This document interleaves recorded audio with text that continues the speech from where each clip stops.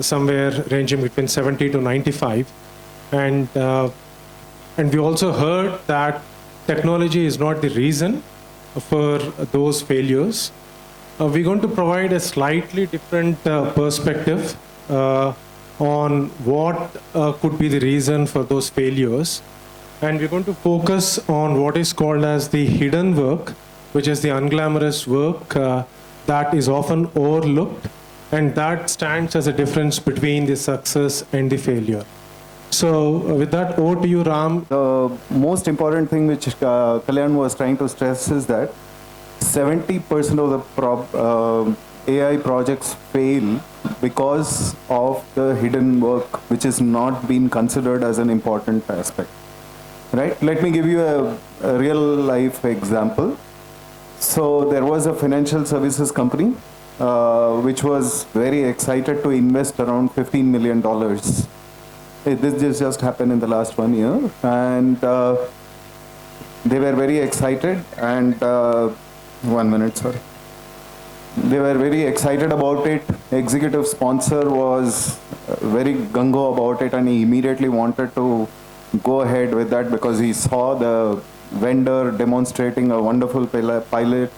And the interesting fact was that when they were doing the pilot, it was 97%, which was accuracy level was there on the data.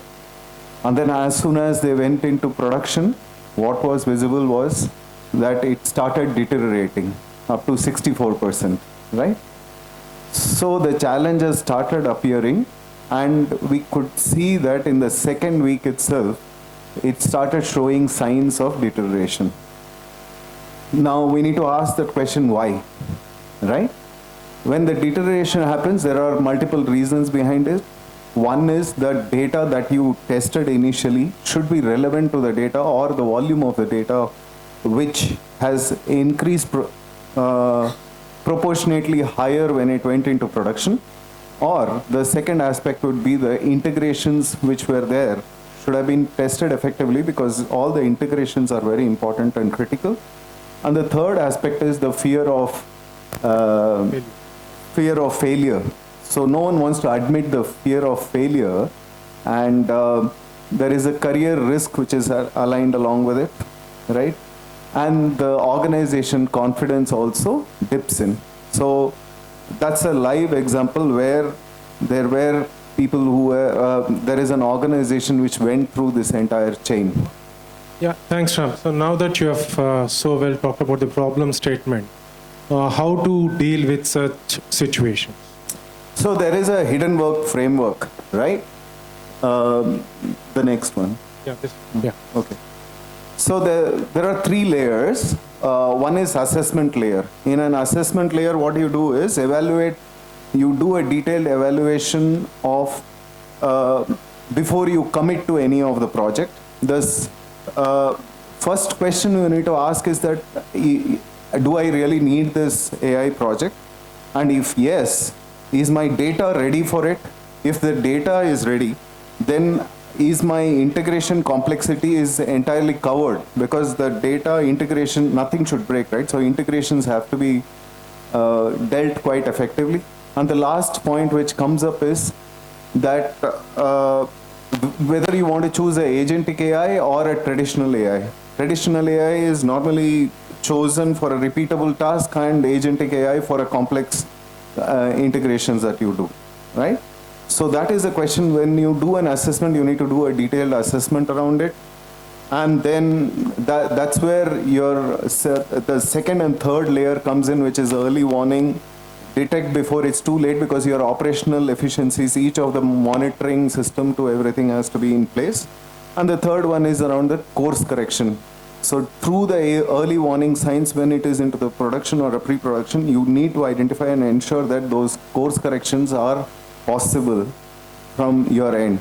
So I will go deeper into it, and now I leave it to Kalyana for giving an example. Right. So, yeah, we have seen many anecdotes throughout the day, but there's one which gathered a lot of traction on Medium in the last couple of days. Was a SaaS founder employed an agentic AI platform And on day 9, he found out that the agent wiped out the entire production database, which had important contacts and important information, right? And the agent at the end of it threw a message saying that, I'm sorry, it's a catastrophe, and there's no way you could recover from this, from this disaster, right? So, and that could have been easily prevented if there was that early warning system in place that Ram was talking about, which captured those signals and then which would have alerted before the disaster could have happened,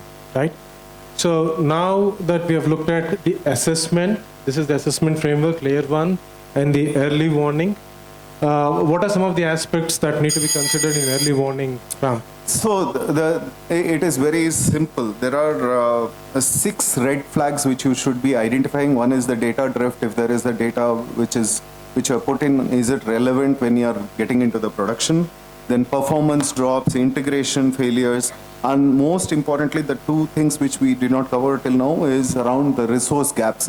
Most of the time what happens is the skilled resources are very limited in an organization. When there is a war room kind of a situation, you need more skilled resources and you need to keep them trained. And timelines need to be readjusted whenever there is a failure identified and when a project needs to be restructured again, right?